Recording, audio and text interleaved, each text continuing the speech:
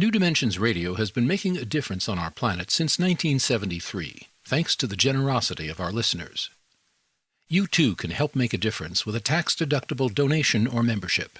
Please visit our website, newdimensions.org, and just click the Donate button. We at New Dimensions thank you for your support.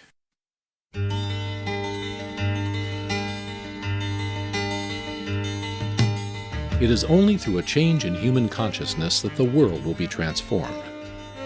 The personal and the planetary are connected.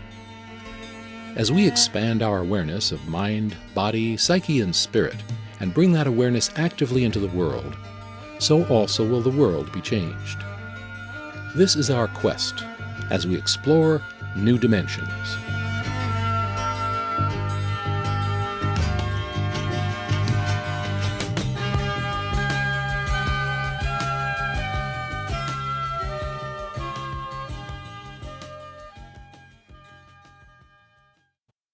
We would never think of going into some sort of legal partnership without the benefit of a signed contract by both parties. These contracts have proven themselves to be most beneficial for all parties. They make for clear communication and lay out streams of accountability. They are the beginning of a dynamic endeavor and even provide steps for action. So why not make contracts for ourselves to ourselves? If these contracts are so good for creative endeavors between people, wouldn't it follow that they can be most beneficial for achieving our own personal desires, hopes, and dreams? Today we'll be talking about just that, our personal life contracts, with our guest, Joel Fortinos. Joel Fortinos is Vice President at Penguin Random House Publishers and publisher of the Tarcher Penguin imprint. He's also a licensed minister for the Centers for Spiritual Living.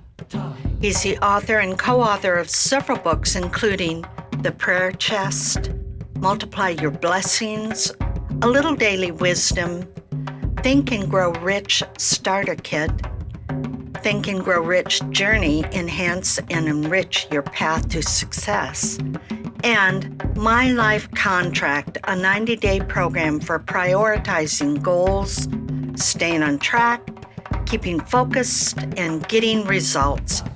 Join us for the next hour as we explore achieving our personal hopes and dreams with our guest, Joel Fortinos. I'm Justine Willis-Toms. I'll be your host. Welcome to New Dimensions. Joel, welcome. Hi, thank you. Thank you for having me here. It's my pleasure. Joel, I want to go back to your beginnings when you first discovered the need for such a thing as a life contract. So let's go back to those early beginnings. Can you describe that for us? Sure. Well, the first thing I'll say is when I discovered it, the subtitle of the book, Prioritizing Goals, Staying on Track, Keeping Focus, and Getting Results, those were the exact opposite of my life. And that's what I was looking for. And I'm a businessman by trade, and every day I deal with contracts. And the beauty of contracts is that they make things simple and clear. So one party has a grievance. You look at the contract to see who's correct or what each responsibility for each party is. And I thought to myself, why can't I do these things? And I realized I wasn't making it a priority enough in my life to stay on track and to follow the goals that I had. So I thought, what if I make this a contract with myself? What if I took my own life as seriously as I take the contracts in my business? And that shift changed things for me. And at the time, I didn't have a full program like I do now. I was stumbling my way into it through trial and error. But through trial and error, I found the things that really worked for me. And clarifying what I wanted and what I was willing to do, what my responsibilities toward what I wanted, really set me off on a journey that continues to this day. I mean, it changed everything for me. Well, Joel, going back to the early times, you had an incident where you were in debt. Yes. And you went to some sort of consultant about Yes. your debt. And that person said, okay, well, let's see, I've got you all figured out for in 23 years, Yes. you will get out of it. So can you describe a bit of that? Because I think that personal story might help people relate to what you're talking about. Right. I'm reaching for the book so I can remember all of it as clearly, but I do have that memory in my mind so clearly. I had 23 active credit cards, and my salary was not very large. It was far less than the nearly $60,000 that I had in personal credit card debt. And I don't know why it took me to almost $60,000 before I knew that something had to change or it was going to lead to very disastrous results. That's a lot of money. I was in my late 20s then, and although I'm still in my late 20s. But, well, you look at it. But so what I did is I thought something's got to change here, and I need to get out of debt. I need to make that a priority now. And so the first thing that I did was I cut up my credit cards. That was the first action that I took. And then I took all of my bills, all of my statements, my checking account and everything, and I went to an accountant because I thought, who knows money better than an accountant? And I handed all the stuff over to this person. He had a cubicle, and he sat behind his desk at the cubicle, and it was back in the day when the calculators made a right. And a little piece of paper would go up higher every time he pressed enter. And he was doing and on and on and on. And he was looking at everything. And finally, when he was done, he looked at me with the biggest smile on his face because he thought he had figured out my future for me in the best possible way. And he said, well, Mr. Fotinos, if you do not spend another dime on your credit card ever again, and if your salary raises at X percent every year over the next X number of years, I've got great news for you. You will be out of debt in 23 years. He thought he had just given me a prize or something like the best news in the world. But inside, what felt dark and suffocating suddenly felt completely hopeless. And for anybody who's ever had debt or has debt, they know what that feels like, that sense of 23 years. I mean, 23 years. It felt... And never charge another And never thing. charge anything again. And so when I went home, actually that was when I went home and cut up the credit cards and realized I have to do something different now. And it can't be 23 years. I'm going to have to figure something else out. And what I didn't know then, because then it felt like the worst moment or one of the worst moments of my life, what I didn't know then was that was really an awakening. That was a door opening for me. And if I knew then that now, all these years later, I would be sitting here across from you talking about that moment and what I did to get out of debt, I would never have believed it. It wouldn't have seemed real.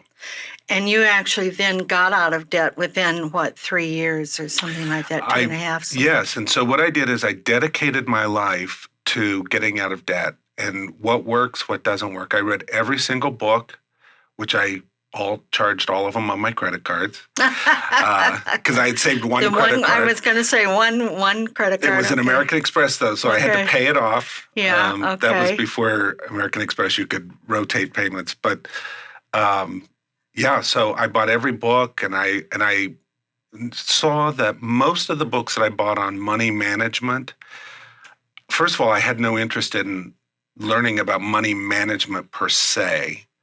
And they also made it so complicated that even though I was a businessman and handled budgets, I wasn't handling personal finance. That's why people go to accounting, school to become an accountant. It is a very particular science. And but then I also noticed something. In all of the forwards of these books that I was reading, they all seemed to mention the same book as their inspiration. And that was a book called Think and Grow Rich by Napoleon Hill. And so I thought, why am I buying all these other people's books? Why don't I just go to Napoleon Hill's book and start reading it? And that book, along with a few other books, really unlocked my future. What Napoleon Hill wrote about changed the behaviors and the thought system that I had about money. And it took me a few times reading it and doing it, but I figured the book out in a way for me that worked. And I used a version, my own version of his teachings, which is what I write about and teach about and do workshops about. I use my own system of it to stay focused, everything my subtitle says, to prioritize the goals, stay focused. Mm-hmm. And instead of 23 years, it took just over 3 years for me to pay off that entire debt. But then beyond that, I continued to use it, and it ended up helping me to make more money than I've ever thought possible, and to find love, and to do this and to do that. I'm finally using it for the thing that I've been avoiding all these years, which is to really get super healthy and to lose weight. And so I've been using my own book now for the last few months, and I've lost 44 pounds so far. And I thought, why didn't I start using this program for that earlier? Wow. But I was using it on all the other areas of my life first. Yes. And so when these finished copies came in and I took the first one out of the box, I thought, wow, another new 90-day journey. What can I start? What can I start? And my mind popped up, use it on your body. And I thought, no, what can I start? What can I start? Use it on your body. No, what can I start? And finally I gave in. Yeah, It's been amazing now. It's been amazing. And it's wonderful. You flipped open the book earlier when you first sat down, and I can see that you have all this writing in it. You have your goals. I know you're on day 7, day 5, well, of this day particular 9. 90 days, Yeah. I'm on day 8. Day 8 this time. Every 90 days, I start a new book. And Fabulous. I've been doing that for years. Yeah. But you know what I've learned about that is every 90 days, it allows me to go back and say, what are my goals? Mm-hmm. 90 days is long enough you can begin to see some results. But it's not so long that it feels like you're locked into one thing for the rest of your life, because we grow and we change. And so every 90 days, I have to stop and say, now what? So as you pointed out, it's not just about changing your finances, but it's about love relationships, it's about health, it's about whatever it is, about changing your job or your career. Right. It can be about a whole lot of things. I want to remind our listeners that I'm here with Joel Fortinos, and he's the author of My Life Contract, a 90-day program for prioritizing goals, staying on track, keeping focused, and getting results. And if you want to know more about his work, you can go to his website, joelfortinos.com, and he spells his last name Fotinos, joelfortinos.com, or you can get there through the New Dimensions website, newdimensions.org. I'm Justine Willis-Toms. You're listening to New Dimensions.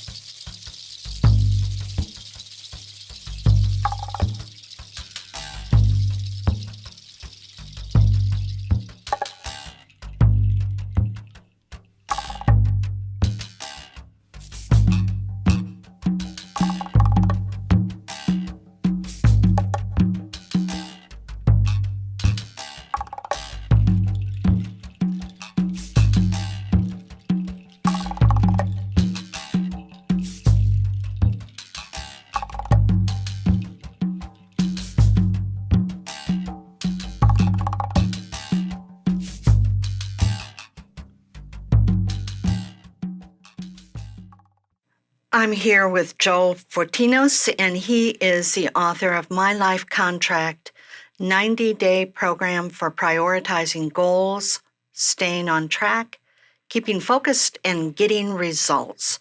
So, Joel, let's talk about the actual My Life Contract. What is it?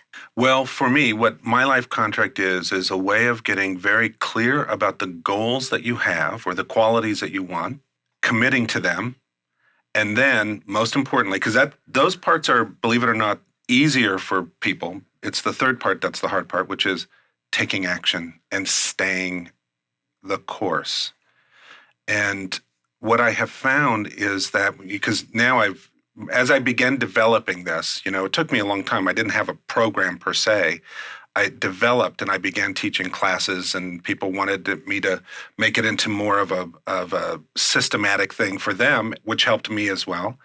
And so that's how it began to be a program. But what I noticed is that when people actually did this, like I did, they had results that would happen so fast. And, it's so funny for me to say that, because I feel like I'm kind of the anti-Tony Robbins in a way, because I don't want to stand on stage and say, buy the program and everything will be fabulous.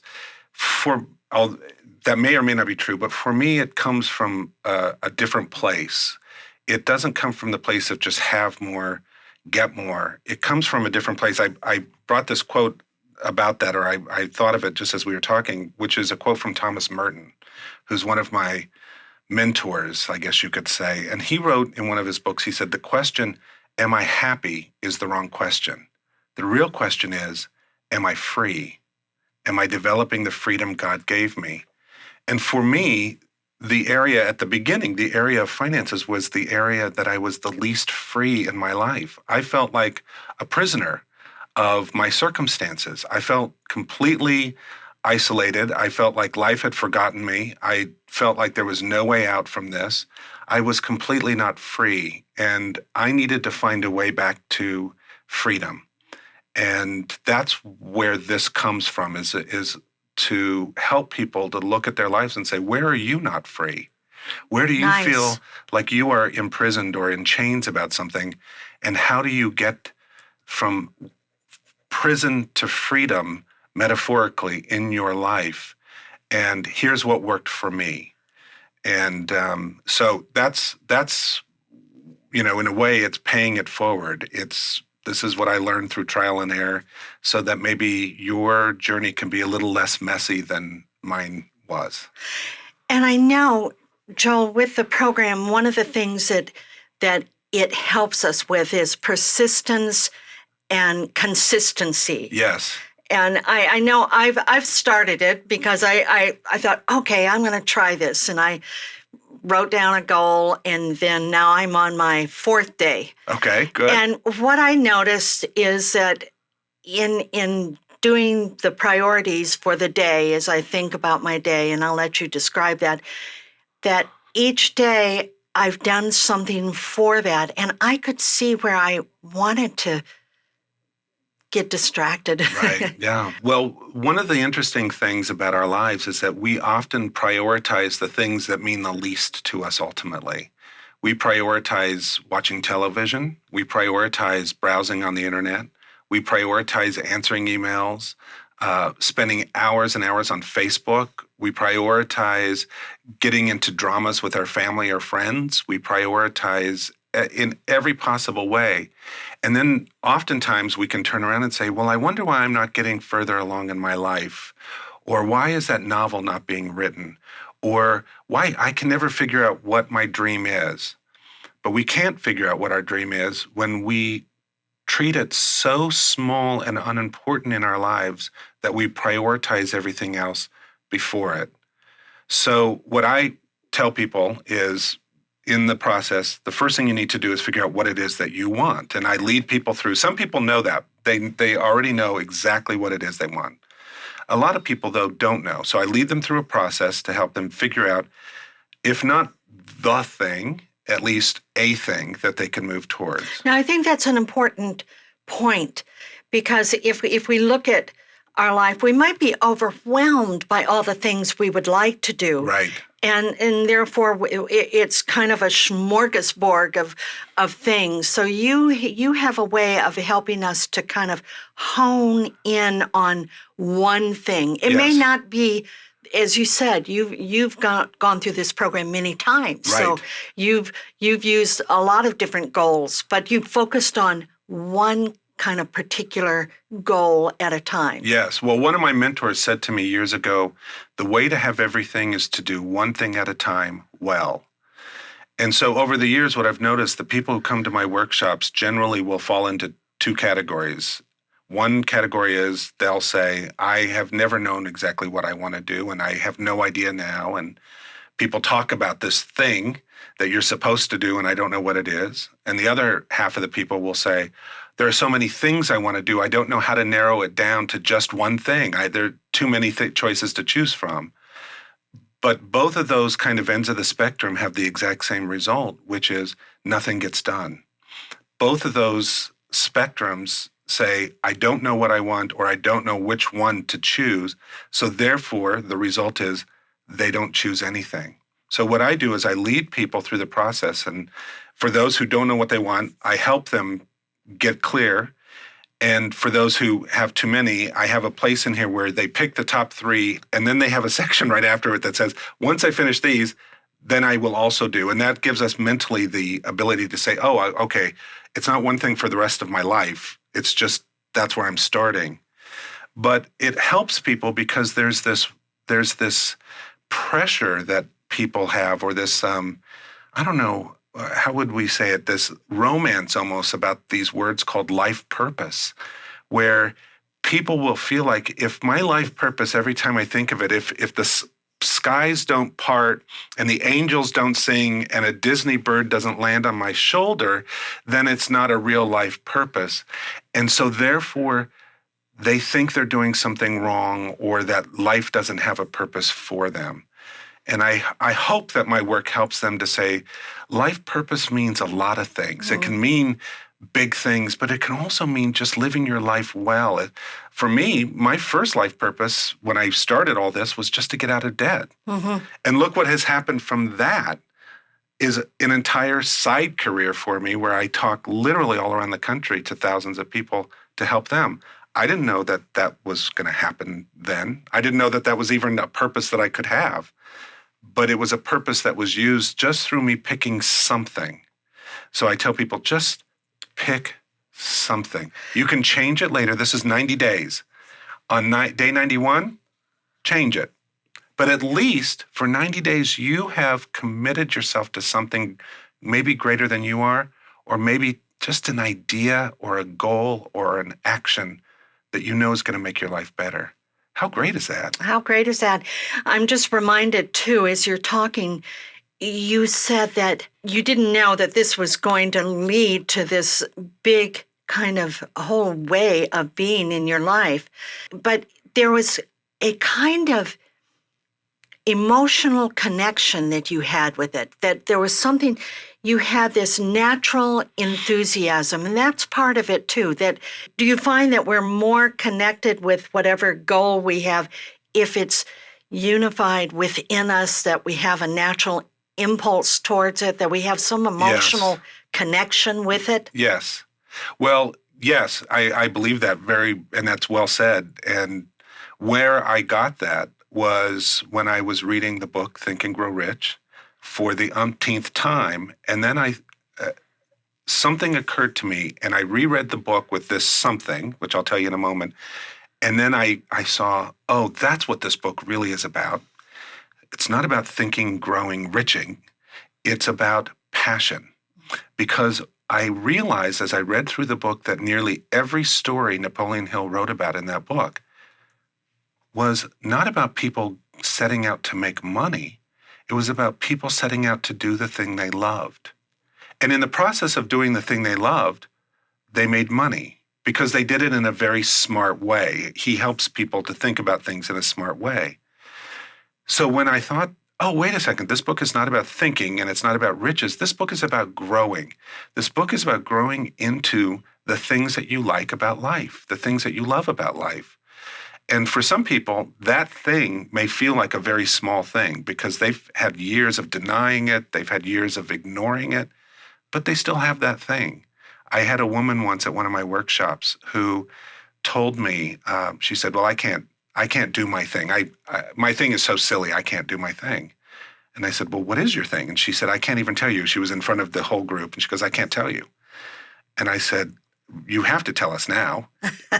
And she said, "Well, my thing is I like to garden, but there's no money in gardening." Well, that's right there. One of the things we do is we say, well, if we can't see the way that money is attached to the thing, it must not be the thing. And yet, that's the opposite way of how we should look at things. And so I said, "Well, what could you do that would make you happy with gardening?" And she said, "Well, I have a patch in front of my house I've always wanted to do." And I said, "Okay, so why don't you do that?" So in the course of the class, she just did that one patch, but she did it beautifully. She did it excellently. She did it every day. At the end of the class, near the end of the class, swear to God, this is what happened. She comes to class, the last class, so excited. And she goes, "Guess what? I was working in my garden and somebody came up and said, I've been driving past your garden every day and see how well you do it. And I have a garden in my house and I don't really have time to work on it. Can I hire you to come do my garden?" I mean, that's how this works. Now, she could have said for the rest of her life, "I love gardening, but it's too silly because I can't make money from it." But instead, she said, "Wait a second. Because I love it, it's important. And because it's important, I'm going to spend some time." And by the way, she was only spending 15, 30 minutes a day gardening. It's not like she was spending 6 hours a day. She had a job. She had a family. So she fit it in where she could. And yet, that was enough. That was enough. There is that place when you're looking at what your goal might be or what it is you want to pursue, that you ask the question that you want us to write down. What does this mean for me? Yes. And I something, maybe I'm paraphrasing the question, but it's something like that. And it's like you are encouraging us to connect with that energy source that would motivate us. Yes. It's not just writing down a goal, oh, here's another goal, but you're getting us to go deeper into our commitment and our enthusiasm about it. Well, and that, again, came out of my experience, which was I used to do these goals where it was I would like $1 million and then nothing would happen. So finally, I realized that the goal I needed to have was something that meant something to me. And since I was so behind the eight ball financially, my first goal was zero. Just get to zero. Just get to zero. And so because I attached a meaning to the number, it actually is the thing that caused me to wake up every day committed to doing it. I had attached meaning to it. I'm here with Joel Fotinos, and he is the author of My Life Contract, a 90-day program for prioritizing goals, staying on track, keeping focused, and getting results. I'm Justine Willis-Toms. You're listening to New Dimensions.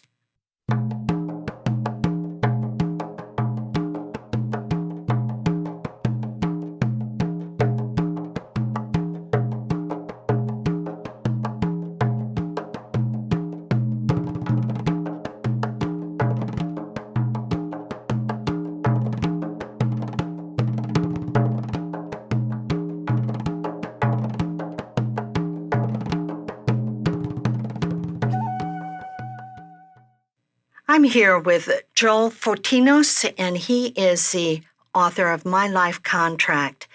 And Joel, let's talk about how we need to start to move towards something, and then there's this mystery. You just kind of mentioned it with this woman who started the garden, and she started something. Yes. And how life then moves towards her in some way. Can you talk about that, please? Yes, actually, that's part of the life contract at the beginning of the book. And you'll notice that the book is really small because I just wanted the bare essential information. And I love that about it. It was a bite-sized piece that gives you an absolute track of, okay, wait a minute, I can do this. It's not full of repeating itself there's over none and of that, over. yeah. It's just like you go for the goal. I'm from the Midwest. Just tell us what works, we'll do it. You don't need to fluff it up. Yeah, right. Don't need to make it pretty. Right. Just tell us what to do. But to your question, at the very beginning on page 2 of the book, I have the life contract map. And I'm a visual person, so having a map helps me immensely. And in the map, at the top of a triangle is your goal. At the bottom left of the triangle is where we are now in our responsibilities in the contract of our life. And on the bottom right corner of the triangle is what I call life, or people who are spiritually or inclined can call it God or spirit. But I'm a businessman. I like life, that thing that's larger than you, and life's responsibilities in the contract. So as we begin to focus on the things in our life, then life can focus on the things that is its responsibility. This is why this is important, because so many of us, me included, want the things that are in life's side of the contract. We want those as our things, and those are how and when. We love to dictate to life, this is exactly how I want my good, and this is exactly when I want it. But that's life's side of the contract. Our side of the contract is to decide what it is, to get clear, and then to make a decision, take action, do what you referenced or in an earlier segment about what I call C&P, be consistent and persistent. Consistent means every single day. Persistent means especially the days you don't want to, and to strive for excellence. And when we stop trying to control how and when, and instead stay in our lane, stay in our part of the contract, do our part, it's amazing. Now life is free to really work with us instead of try to work against us. The A Course in Miracles has a saying that says, infinite patience brings immediate results. And that happens only when we're focused on our responsibilities in the contract and not trying to do life's part as well. Right. And so when the how and when, let's just talk a bit about the how. I know that my former husband, Michael, who'd passed away several years ago, we used to do many workshops called True Work, doing what you love and loving what you do. And one of the things that he would often say is, whatever you give your fullness to will take you where you need to go. Whatever you give your fullness to will take you where you need to go. That's it. Isn't that great? I mean, and that's what you're saying. It's like our side of the contract is to give that fullness, to take the steps to move toward it. Yes. And then it comes back to us in ways. It's also like you talk about hold the future loosely. Yes. It may come back in surprising ways. What did this woman who did the garden, did she imagine somebody would drive by and say, can you do my garden? That's probably not what she had in mind. At all. But that's what's so great is we want it to look like the way we want it to look like because we know what we know. But life is always greater than us. So when we let go of that, then life can bring us what we want in a way that's even beyond our own imagination. I mean, I'm all for picturing what you want, having goals, of course, which is what this book is partially about, and kind of having a loose idea of when you would like it to happen, because we, not life, but we need something to get us motivated so we don't put it off till tomorrow. But when we hold that loosely and instead say, you know what, I am not in charge of that part of this contract, so I'm going to just focus on my side of things. It's amazing. It's fascinating, actually, how fast life begins to work. I mean, I have just over the years hundreds and hundreds of stories of people who have done that very thing. And when they stay focused, life now has something to work with. And I also say in this map, too, just to complete it, there's the bottom part of the triangle, which is our communication with life. And that is the time where we get to listen and to hear what life is trying to say, which is what actually the workbook part of the program is about. So one of the things that you would suggest for us is to sit down and actually have a conversation, maybe once a day. We might include it in our meditation if we're a regular meditator, but to ask, like, say, okay, what is my goal today? Describe that process. Yes. Once you know what you're going to put as your contract goal, then I ask people, and the bulk of the book is the workbook part. I ask people to take just 5 minutes, 6 minutes every single morning, right when you wake up. Close your eyes, take some deep breaths, and just say, what is mine to do today? Think about your goal and say, what is mine to do today? And then just write down what is yours to do. And sometimes it makes total sense, like, oh, you should call this person. Oh, you should fill out this form and send it in. And other times it doesn't make sense at all. I tell a story in the book about how it asked me to call somebody that was in my past or contact them. And I thought, I haven't spoken or had contact with that person for years. What is that about? But I wrote it down because it came up. Instead of judging it, saying that doesn't make sense, I don't see how it fits, I wrote it down. And then, so the things that come up in that 5 minutes, you write down, and then you just try to do them that day. And at the end of the day, you just take another 2 or 3 minutes and say, what did I do? And you say, did I do it? Yes, no, yes, no. And I always write down the results too, because I like to see the connecting dots between the two, between the actions I took and the results that happen. In the case of that woman, when I contacted her, I found her on Facebook because that's how we find everybody now. And she says, when I contacted her, I said, I'm just voice from the past. And she wrote back and she said, I was just thinking of you. We need a speaker for our business. And you popped in my head. Can you do it?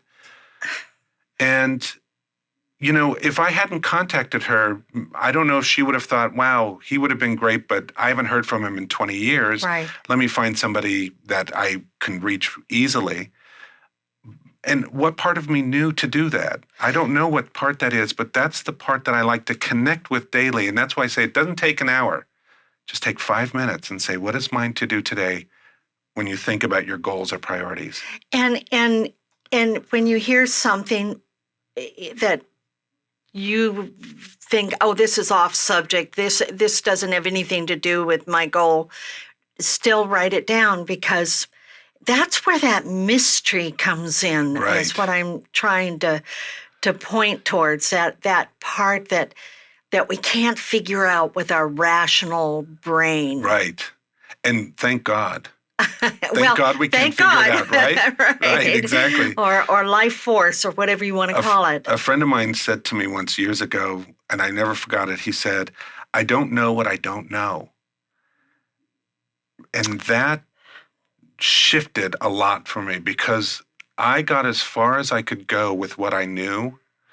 But when I let myself just say, okay, here's my part of the contract, and I can let go of what I don't know, then I was able to actually do my part better, because I wasn't focused on trying to make things happen or trying to get people to see my work or to make money. Instead, I was doing my part of the contract and I was fulfilling things. And that mysterious thing that you're talking about, which all the mystics have talked about and is mysterious, and I think it's meant to be mysterious, it then has our meddling fingers out of the way, and more can be done around us. And I love knowing that there's a mystery out there. I once read something, and I don't remember where, but it gave me the image of Spirit needing you to kind of get out in the corridors of life in order to work that kind of magic. But if you sit in a chair, just in your own little cubicle, and you never get out of that chair, it's harder for Spirit to work with you, because those incidental contacts that happen or whatever, it just gives more possibilities, in my opinion, for Spirit to work with us. I agree. And actually, the main mantra of my life, I guess you could sum up as these 3 words: energy follows action. We can say what we want all day long. We can yearn, we can hope, we can read, we can understand it intellectually, we can want, but until action happens, nothing happens. It's potential, it's not actual. And so I spent years of my life in that one-room studio. It was a one-room studio in Marin City, which, by the way, I drove past and I parked right in front of it, and I just beamed myself back to the self of me then, and I just tried to beam my love and understanding, because that guy all those years ago tried so hard, and he wanted this so desperately, and now to see what happens. So it really does change for us. Yes. Yes, it does. And the other thing that you mentioned too is we're going for excellence, not perfection. Yes. And perfection often, that's a stopper for many of us. Yes. Right. Well, because I was the person who could never measure up to those perfect people or seemingly perfect people out there. And so I would sign up for every self-help guru and do the weekends and all that. And they seemed like they were so perfect. And they always wanted to have perfect bodies and perfect airplanes and perfect jobs. And it always felt like I could never do that. And so as I developed my own process, I realized it wasn't perfection I wanted. It was a sense of excellence. And I love that saying, how you do anything is how you do everything, a Buddhist saying. And what that means is that when I say I want an excellent career with a lot of money, but I'm a wait staff person at a restaurant and I do a crappy job because I hate my job, then there's an inconsistency, incongruity in what I say I want and how I'm acting. Because even though that's not the job I might want, I'm not displaying what I want life to display back to me. So I want life to be excellent to me, but I need to be excellent in life. So even in that job, you need to be excellent. I'm here with Joel Fortinos, and he's the author of My Life Contract. I'm Justine Willis-Toms. You're listening to New Dimensions.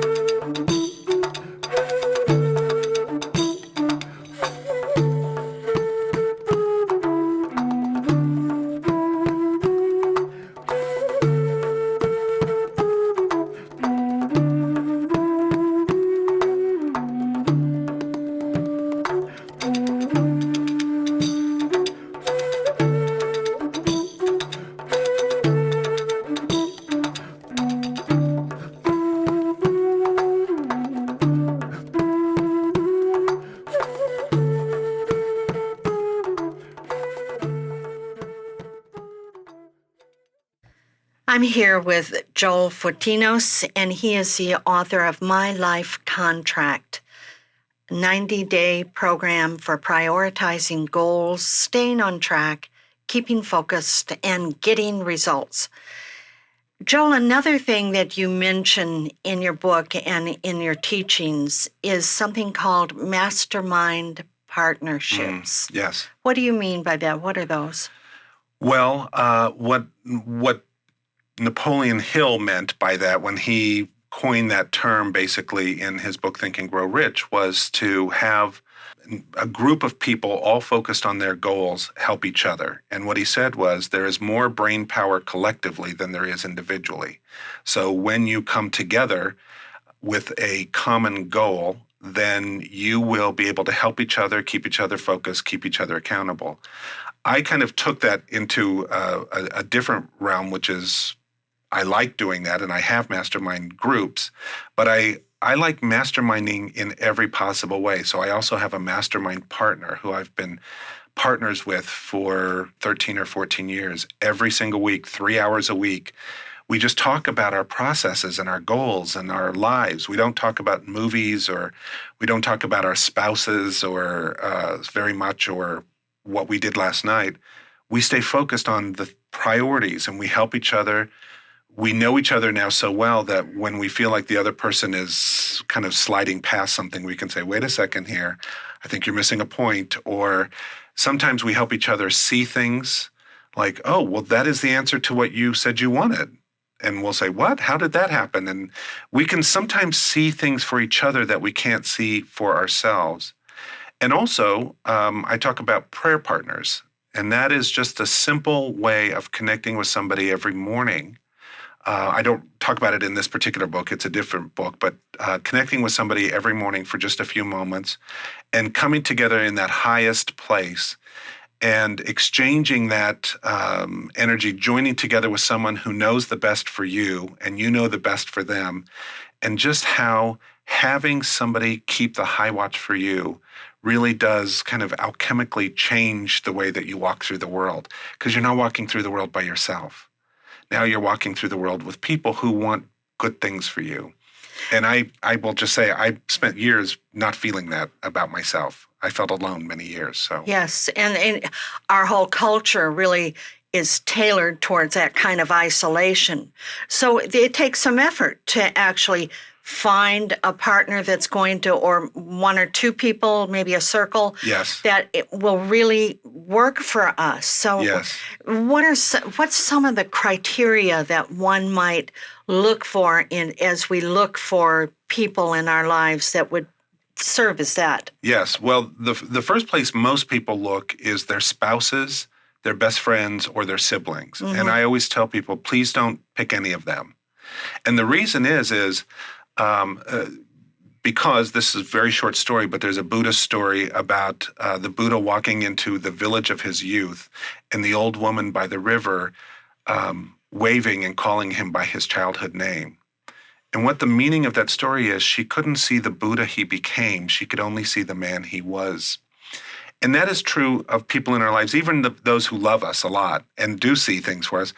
They also see all the other stuff. So I recommend to people, pick people maybe that you admire, but you don't know all that well. Pick people that you see are successful in certain ways or that have a desire for success. Pick people who will commit to their goal as much as you commit to yours. And if you have to do it with somebody that you know well, then set boundaries or perimeters so that if you are doing it with a spouse, which I don't recommend, but if you are, that you have rules so that when you are talking about your goals, you never say to the other person, well, gee, you never do that. Or if you can't even, pick up your clothes from the floor, how are you going to do that? Mm-hmm. You never speak in those terms. So find people that are generally wanting to reach their goal as much as you want to reach yours. And then after you find one or more people, some people do like groups. I have a group, but I prefer a one-on-one. Either way works. Once you have that in place, then it's setting other parameters and other boundaries. So, for instance, when my mastermind partner and I first started meeting, we decided we were going to meet every week unless there was absolutely no way we could. And we miss very few meetings each year, maybe just a tiny handful. Mm-hmm. We go to the same place every single week, which is a restaurant. We have parameters about making sure that we spend equal amount of time on each other. Because the biggest complaint I hear from people who get in mastermind partnerships or groups is that they'll say, well, I'm interested in them, but they never ask me questions.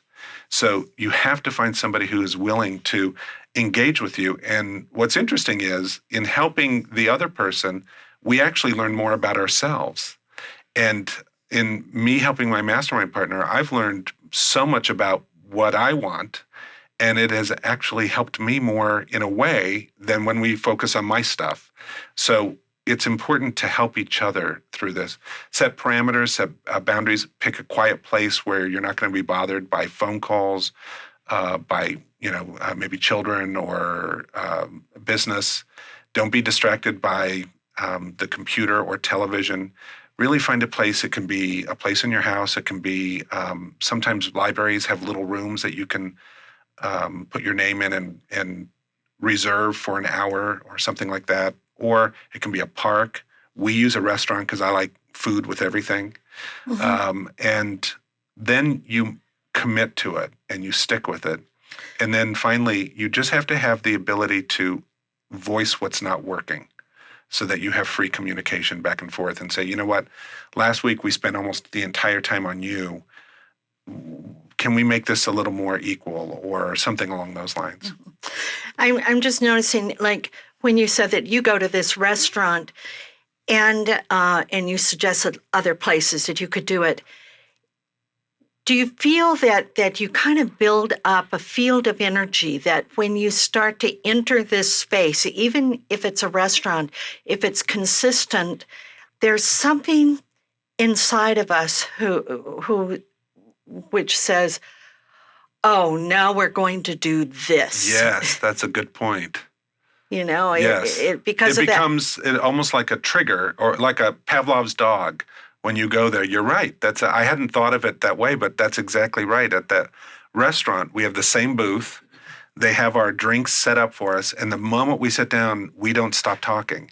And it's because you're right. We have made that our place for this. And so the minute we sit down, we're in it. And it builds up a field of energy that enhances the whole process.